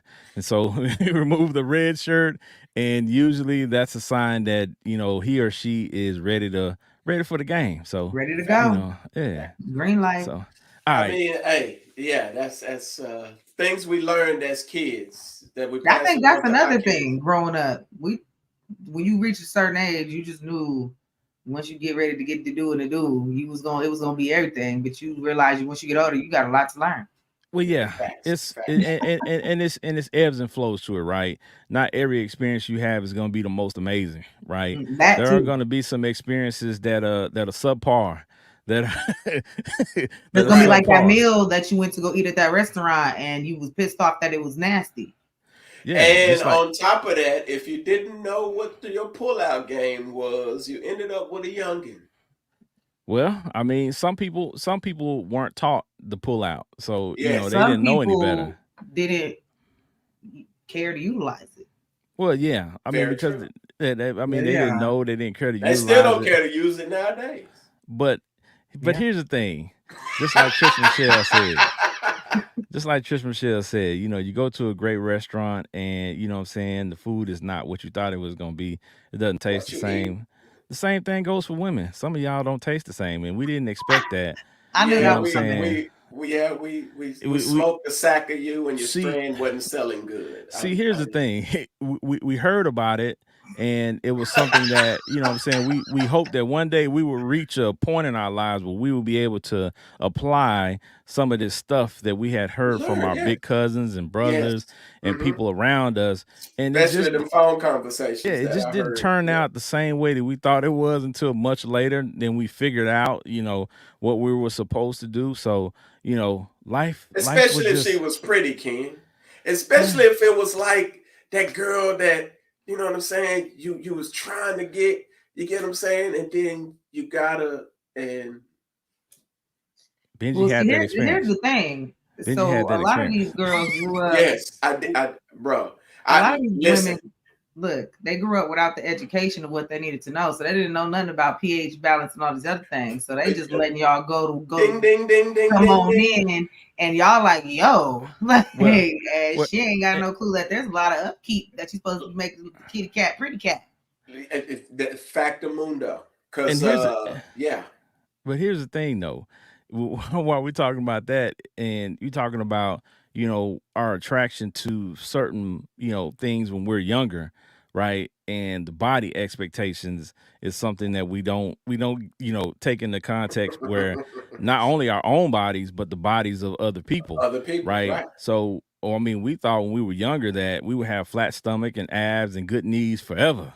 You know what I'm saying? And and that just ain't the case. Just like I used to think that when people had acne when we were in high school, I thought when we became adults, like that would just magically disappear. Luckily for me, I was one of the people, I never had acne.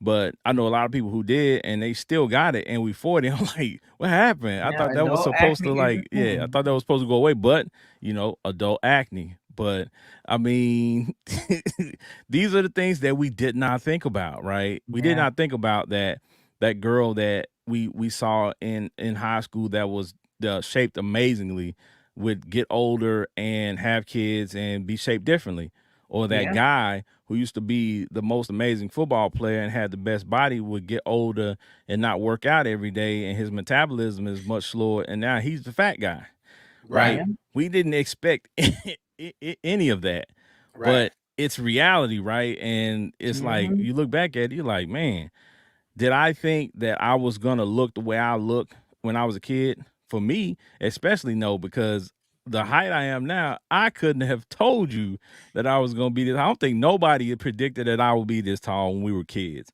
Right. Period.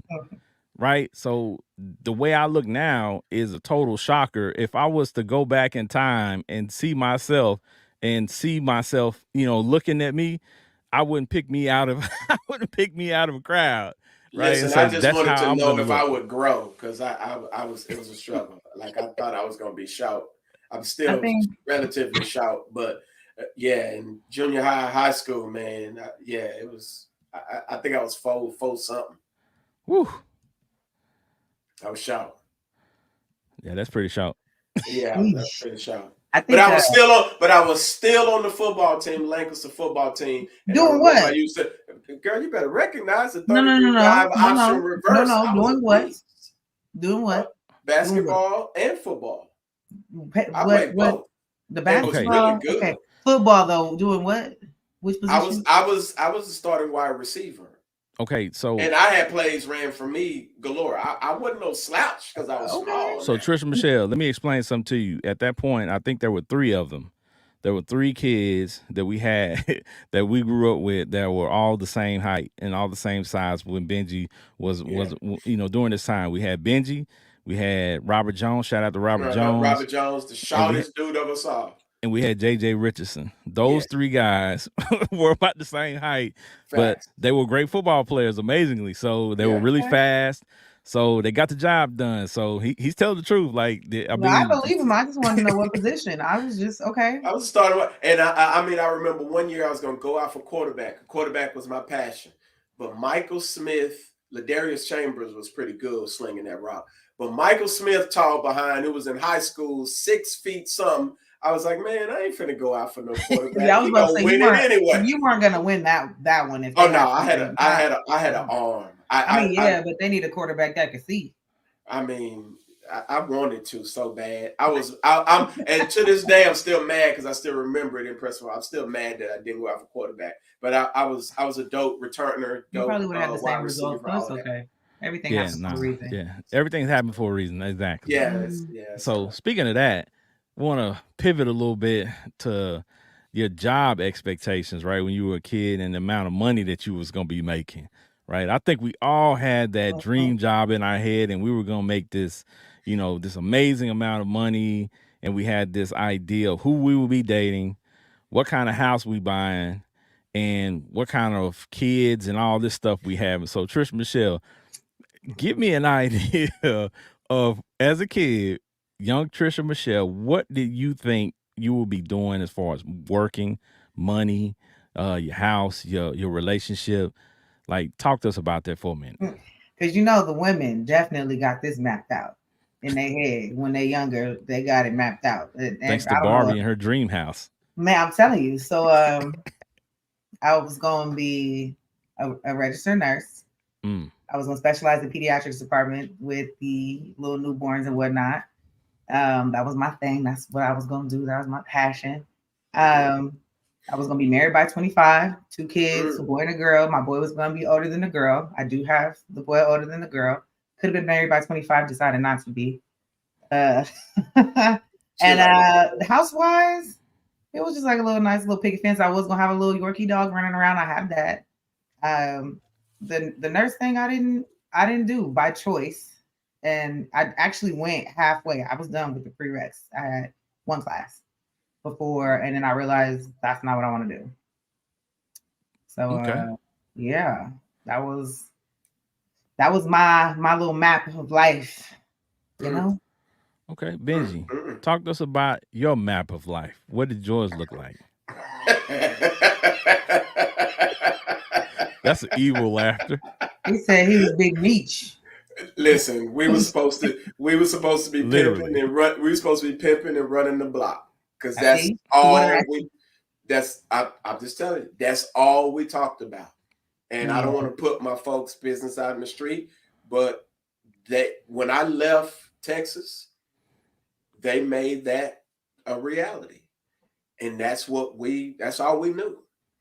I will admit that I always used to say I wanted a girl who didn't smoke weed because I smoked weed. So I didn't want a girl who smoked weed. I liked clean girls. I've always liked clean girls. Like that was my thing. I hope so. I'm meaning the girl who came from a different lifestyle than mine. Oh, you mean clean? You mean innocent? That innocence type girl, that girl that kind of came up. He wanted her to be wholesome. That's it. Yeah. Not wholesome. Wholesome. Whole. Not wholesome. No. No, she need to have a little. She need to have a little hole in. Okay. I'm sorry I say that. But, in the sheets. Facts. But my in that space, I always thought that it made no sense to me, even at a young age, to have a chick that's with you but doing the same thing as you.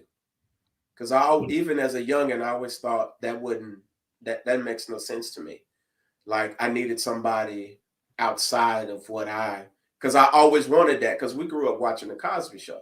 So I was always fascinated with that. So Felicia Rashad has always been like my, type of chick. Like if I ever met a chick, like she had, shout out to my lady, because that's who she reminds me of, right?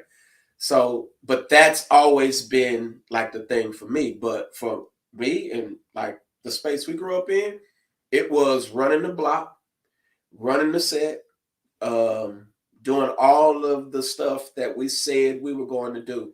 And again, family carried that out, you know what I'm saying? But I was fortunate enough to kind of get away and see a different lifestyle, see two people hustling, working, mini mansion lifestyle, 3, 4, 5 cars, doing whatever they wanted to do, go whatever they wanted to go.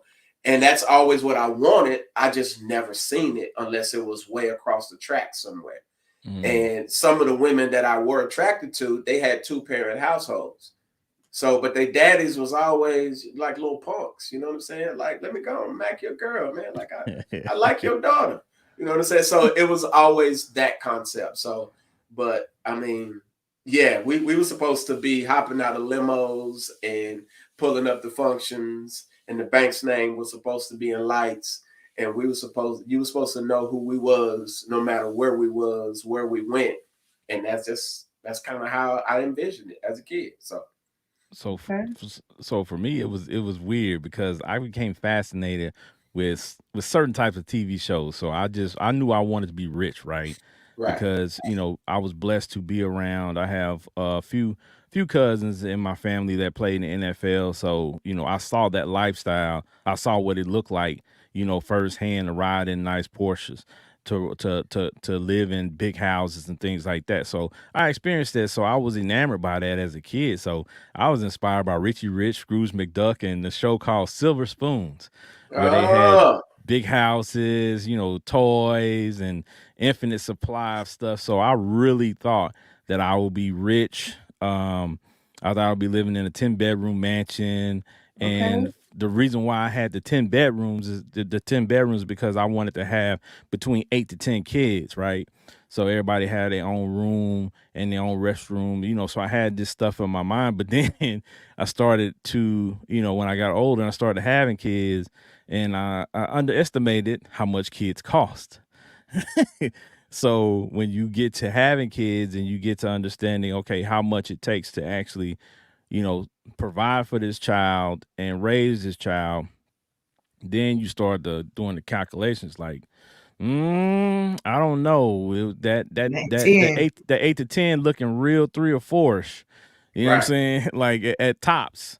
But that was my expectation, right? And that's what my life was gonna be. Of course I'm not rich. You know what I'm saying? My life ain't over. Still got time to accrue some stuff. But I know now that the value that I was placing on money is not what I should have been focused on. I should have been focused on what am I passionate about and pursuing that passion, because pursuing the passion is what would make me that, that wealth, right? Because that's how you get to wealth. You don't get to wealth by just doing things to make money. You get the wealth by pursuing a passion and being passionate about what you're actually doing to be able to get you to that point. I didn't understand none of that, right? So, I'm thinking I'm gonna be flying all around the country and in the world doing all this amazing stuff, and then you get older and you fly somewhere and you're like, man, I thought what traveling was gonna be fun. This is hard work. Right? You got to book tickets. You got to find a hotel. You got to walk around when you get there, and then you get home from a vacation, and you're like, man, I'm still tired. You need a day to rest. You need a vacation from the vacation for sure. Always. Because you go out and you do everything, and you're like, oh shoot, you spend as much energy on vacation as you do when you're in town. Yeah. Unless you really went out to go relax somewhere, like you half the time you're trying to go make the most of your time and experience that location that you went to. So when you get home, you're like, damn. So there's a lot of things, to in that aspect. There's a lot of things that, growing up that I had these grand visions of stuff that I wanted to do, but I just didn't have the idea of how I would obtain it, number one, and when I did obtain it, like how do you keep it, right? Yeah. That's the Because part, keeping it. that's a big Right. part of it too. So those are things that I think as adults, now we see what it takes to attain something and keep it, Right. right? Mhm. So we see Different that's type of lesson for sure. yeah, because getting it ain't the hard part. Right. Keeping it is the No, hard yeah. part, Right. We right? could get money. It's amazing. It's crazy how much money I've seen in my time, and Mm-hmm. it's crazy to think that how easy it is to get money, but it's you really got to focus on keeping it or Yeah. making something with it because it's gone. It could be gone tomorrow. If you go overseas one trip and everything you save for like 6 months, if you ain't careful, it's gone in a few hours. It's gone real quick. Facts. Yep, that definitely happens. It's like I said, it's just something that we learn along the way, man. And it's full of life is full of lessons, and we Facts. definitely have to kind of refocus ourselves. I think Facts. another thing we didn't pay attention to was that car that we got that we didn't realize. My dad, I mean, I realized because I was the little tomboy, so I know my dad was changing brakes and changing oil and changing spark plugs. But some, when you get older, didn't realize there was such thing as car maintenance.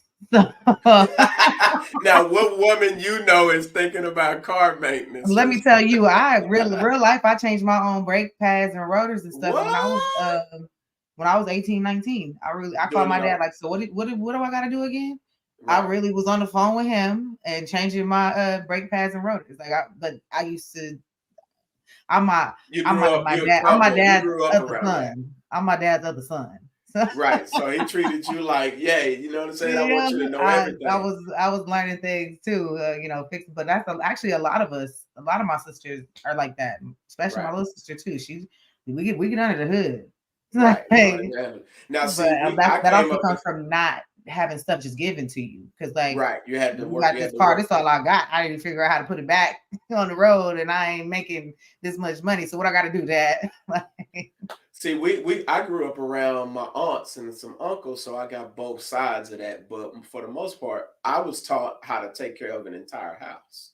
yeah, So like I yeah, grew up in a space, right, where you knew how to do this, how to pay bills, how to do yeah, this, how to do that, how to cook, how to do all of that stuff, how to, so that's kind of the space I grew up in. So that's natural. That's easy running the house for yeah, me because I was taught by some of the best who knew how to, you know what I'm saying, run a whole entire household. And yeah. that's how we grew up. You know what I'm saying? So your upbringing can be very beneficial to how you progress in life Yeah, for sure. So absolutely. Because I cook my tail off. Thank right. you, Mama. I saw you the other day with what was them egg rolls? Oh What was yeah, them the joint? buffalo chicken egg rolls. I also made Ooh. hibachi here at the house, and it was fire. Oh, Shoot. yeah, them crab cake egg rolls is coming up, Oh and yeah, yeah, you were it's telling me about almost up. that. So Oh yeah, yeah, it's fire. So yeah, yeah, hmm yeah. absolutely. I'm gonna ask y'all this before we get Okay. up out of here, man. So, we're talking about the car, buying the car earlier, Hmm. Mhm. and I think people didn't understand um, purchasing cars, right?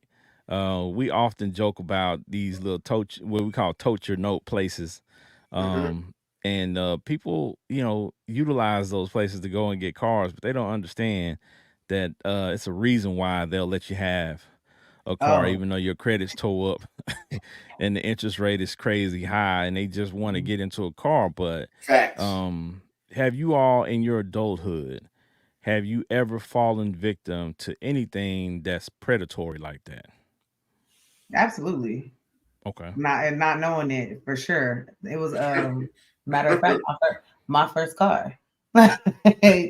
Not knowing anything about them places, I'm like, oh okay, like I could go get this car up here. It's good, it's cheap, but it ain't even cheap once they finish throwing all that stuff all over it and fees and just all the stuff that goes on top of that. You locked in, and you could have had something else if you would have went to the lot, and it would have been Right. different. Like, and who knew about going through your credit union and all these different things. Like, it's you don't know, so you go to the little lot around the corner that got the car, and then you got 130,000 miles on it and didn't even realize that stuff. So yeah, yeah, It happened to me.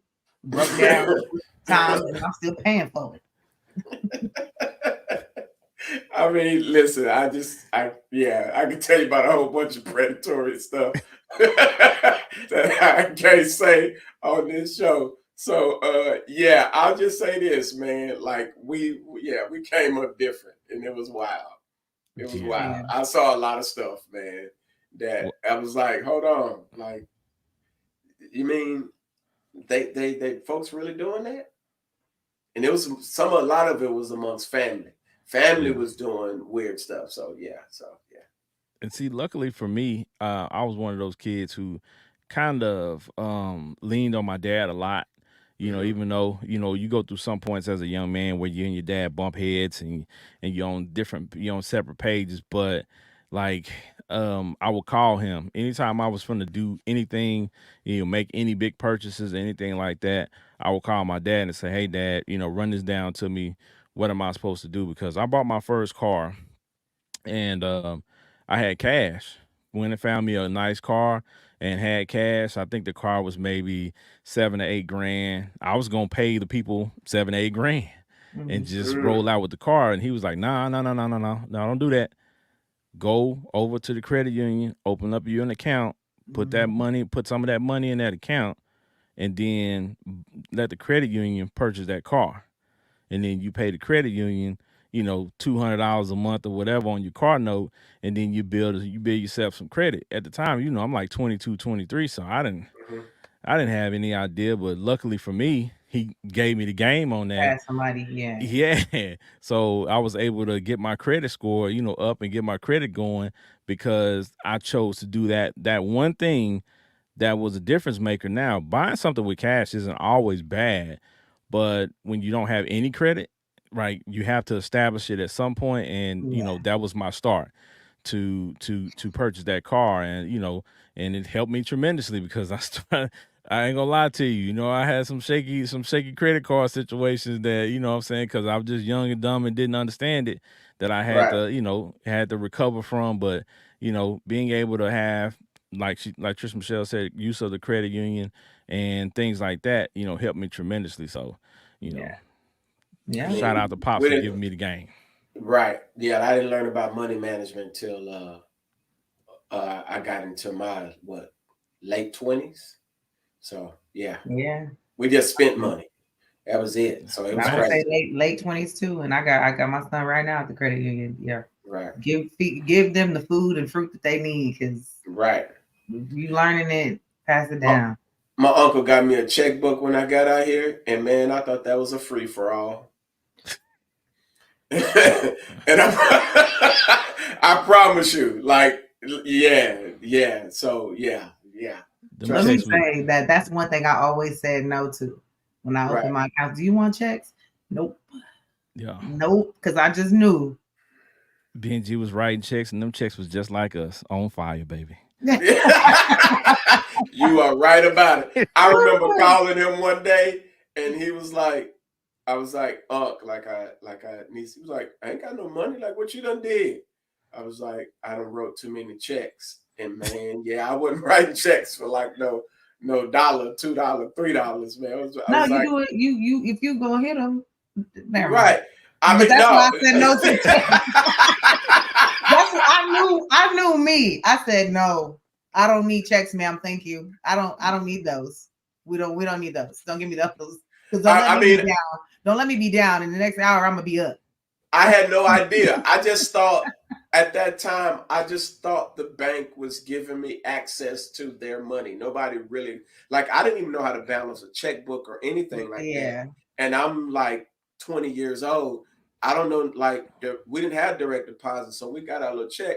I didn't know about no bank account, like, because I never did that. I never deposited.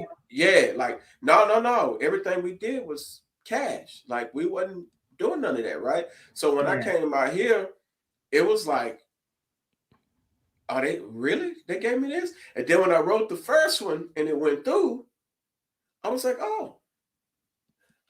Yeah. Oh.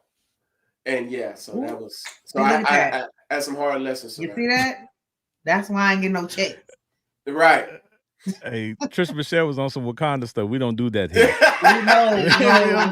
don't do that. I was like, We you don't get do free that checks here. with this, dude. Yeah. That was 25 years ago. So thank God. Yeah, thank God for change and evolution Yes. in our lives. Well, we're going to go ahead and wrap it up, y'all. Trisha sure. Michelle, talk to the people before we get up out of here and let them know something. You know, growing up is growing pains. But Right. all I can say is just everything that we learn, give yourself grace, forgive yourself. Don't be hard on yourself because we weren't taught a lot of the things that we're learning now. And give those people grace because they weren't taught the things that we're learning now either. But just if you got kids or gonna have kids, pass it down to them because they're, you know, and we're gonna have them hard head kids, let them run into the wall. They'll be back.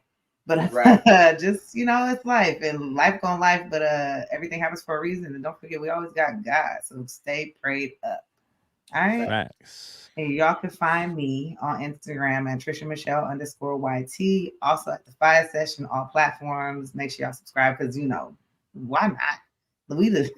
We on fire, and this fire. This is just gonna keep getting bigger. And yeah, you can find me on what is that? Why did I forget right now? TikTok. TikTok, tickety tock tock. You know, Tickety tock. Same thing. Trisha Michelle. Just search. You'll find me. They'll find Google me, baby. Google me, Google Chuck. me, baby. You crazy already. Benji Banks, talk to the people, my guy. Hey, man, listen. If you got solid parents in your life, listen to them, man. Like, I don't care. They may be annoying. They may seem outdated. They may not know social media and all the songs and the stuff or you might think they don't. But listen to them, man, as much as you can if you got solid ones. And even some of the, you know, off the wall parents, they got experiences, man, that you can pull up on, man, that are going to be valuable when they are gone. Use it while they are here. But I'm telling you, man, some of the stuff that my uncle tried to teach me at 19, 20, hard head Benji, didn't care Benji, like them lessons are ringing true, like right now, more than they ever did back then. And I thank God for it because it's given me, I still hear this man's voice throughout my day sometimes with direction. And to me, that's dope, man, because he's been gone for years now. But the game that he was dropping, running a household, treating a woman a particular way, all of those types of things, man, those things are, man, they're so valuable. I promise you they'll be beneficial to you. So pull up on that advice, man. It's great. You can find me. Go, link is in the bio. The wine is still popping. We're still doing everything at BRB4701. We don't switch to just giving y'all good information out there on the Instagram because we're about to do a whole little flip marketing wise and start pushing more of the products and stuff like that. So you'll be seeing less of the funny from me on social media and more of marketing of products and other people's products. So we're going to use the platforms, man, to kind of promote and boost and get people exposure and market their stuff. So that's the process we are. So go look for us. We there, Fiyah Session, all of that. We coming with it all, man. So we're going to be the one-stop shop for all of it. So. Facts. Benji say he pulling back on the funny to give you more about the money. Factamundo. Already. I laughing and broke. I understand it, but I mean, I need you to have some ends so you can pull up to the function.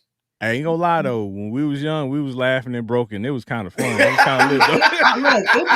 It gets you through the broke times. It does. Lit, though. Like you need some laughter in your life to get through how life will life. You need it. Yeah, it's kind of lit though. But if you got your big booty girl, she'll make you laugh all the time. I promise you. I mean, hopefully, if she wipes well. Yes. I'm just saying. Find She's like, I'm not involved in that. I just was about to, and I said, you know what? Just go on. Go on. Get the people what they need. In the words of Dick Gregory, you going out these women with these big old butts, ain't nothing back there but a bunch of doo doo. Shout out to OG Dick Gregory. Rest in peace, my Rest guy. in Brought peace. so much knowledge to the world, man, Facts. and changed the game. Yep, and we appreciate everybody for tuning in tonight, man. Y'all know y'all can catch me at Big Ken's Comedy on IG, Big Ken's Comedy on Twitter, Big Ken's Comedy on Facebook. Y'all can catch the Fiyah Session on all social media platforms. Just type in FIYAH Session. We'll pop right up. Make sure you go to the YouTube page, hit like and subscribe, hit that little bell to get the notifications. Every time we post something new, we go live, new content. You're the first ones to see it. You're the first ones to check it out. And we appreciate y'all every week. We tune in. We have an amazing time. We have a great time. We appreciate the people who tap into the comments. Y'all keep us going. Y'all say some amazing things in the comments. So keep them coming. And even if we don't display them on the screen, we definitely go back and read them and try to reply to them. So we want to show y'all that love and appreciation for supporting us. So make sure y'all tune in next week. We got another live episode. We're going to be talking about some astrology, y'all. Yeah, this is gonna be interesting. It's gonna be interesting because I'm not a big astrology person, but I think is it gonna be Libra season when we do that? Everybody's seems to be enamored with it, so we're gonna talk about it. So y'all tune in, and we're gonna have another great conversation. Again, y'all know we appreciate y'all. We love y'all. Y'all be safe. Have an amazing week. We see y'all next week. It's the Fiyah Session. Peace. Thank you for joining us today. Please follow us on all social media platforms. Just search Fiyah Session.